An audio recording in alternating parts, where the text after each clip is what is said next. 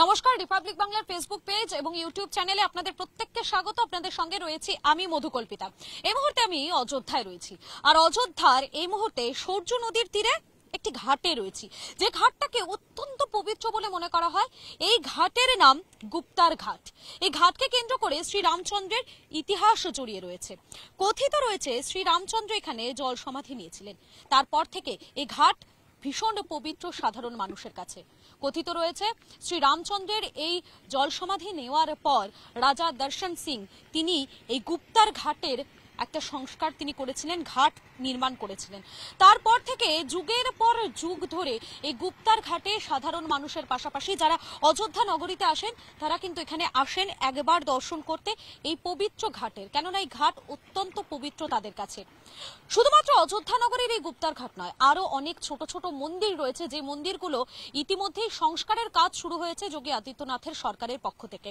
ভরতকুণ্ড থেকে শুরু করে সূর্যকুণ্ড এবং মা বাড়ি দেবকালী, সমস্ত যে মন্দিরগুলো রয়েছে সে সমস্ত মন্দিরে, যে সমস্ত মন্দিরের সঙ্গে শ্রী রামচন্দ্রের কোথাও না কোথাও ইতিহাস জড়িয়ে রয়েছে, কোথাও কাহিনী জড়িয়ে রয়েছে, সেই সমস্ত মন্দিরকে নবরূপে সাজিয়ে তোলা হচ্ছে।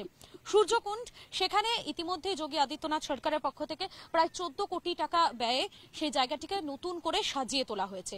কথিত রয়েছে এই সূর্যকুণ্ডেই নাকি শ্রী রামচন্দ্রের ছোটবেলায় যে লীলা, সেই লীলা দেখতেন সূর্য দেবতা, আর শ্রী রামচন্দ্র নাকি এখানেই সূর্য দেবতার পুজো করতেন। তারপর থেকেই অযোধ্যা নগরীর এই গুরুত্বপূর্ণ জায়গা সূর্যকুণ্ড।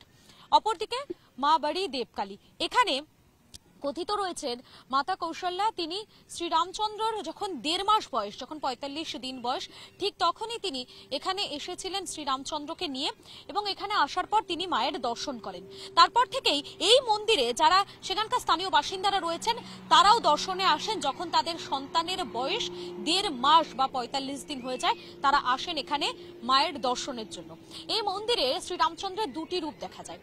একটি শ্রীরামচন্দ্র ছোট্ট অবস্থায় ঘুমন্ত, এবং অপরদিকে আরো একটি মূর্তি রয়েছে যেখানে শ্রীরামচন্দ্র বসে থাকার একটি রূপ দেখা যায়। এর পাশাপাশি এই মন্দিরে মাতা কৌশল্যা, সূর্য দেবতা এবং তার সখীরা, সেই সমস্ত ছবি মূর্তিগুলো রয়েছে। হনুমানজির মূর্তিও রয়েছে।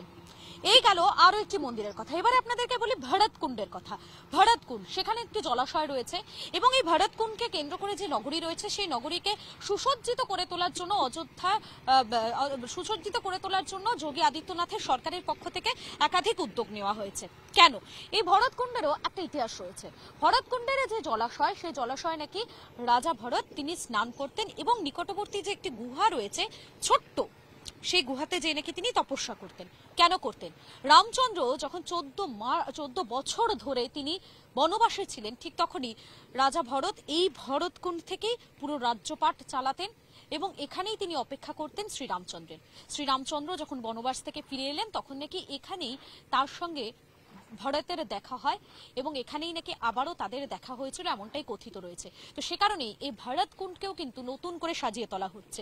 এবং এই ভরতকুণ্ড মন্দিরের যিনি পূজারী রয়েছেন তিনি বলছেন 22শে জানুয়ারি সেখানে নাকি এলাহি ব্যবস্থা করা হবে, সেখানে বিশেষ পূজার্চনা হোমযজ্ঞ তো হবে।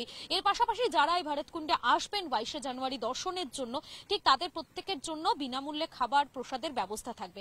একেবারে সাজো সাজো রব অযোধ্যা নগরীতে যে ছোট্ট ছোট্ট মন্দিরগুলো রয়েছে, যে ছোট্ট ছোট্ট মন্দিরগুলোকে কেন্দ্র করে শ্রীরামচন্দ্রের ইতিহাস জড়িয়ে রয়েছে, সেই সমস্ত মন্দিরগুলোতে ইতিমধ্যেই সাজো সাজো রব। আমি মধুকল্পিতা অযোধ্যা নগরীতে রয়েছি, প্রত্যেকটা মুহূর্তের ছবি আপনাদের সামনে তুলে ধরছি। এই সংক্রান্ত ছবিগুলো দেখার জন্য আপনাদের কি করতে হবে? রিপাবলিক বাংলার ফেসবুক পেজটা লাইক করে দিতে হবে, ইউটিউব চ্যানেলটা সাবস্ক্রাইব করে দিতে হবে।